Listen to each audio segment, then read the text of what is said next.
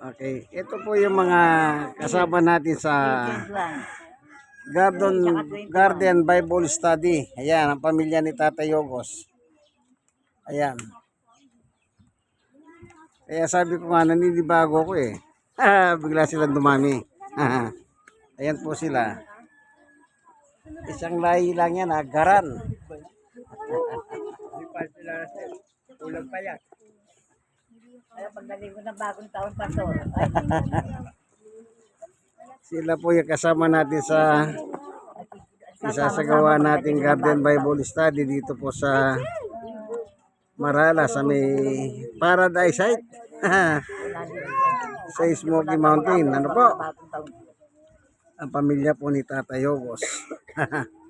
Ayan po sila minsan pa para makita po natin dito para makita natin yan. Daran daran daran daran daran dan dan dan dan dan dan dan dan dan dan dan dan dan. Tatago mo kanila. Sila po Sige, hanggang dito na. Yung kaibigan kay Jesus, Brother Manny Bode. Araw ng pagdalaw natin at Bible study. So, yun.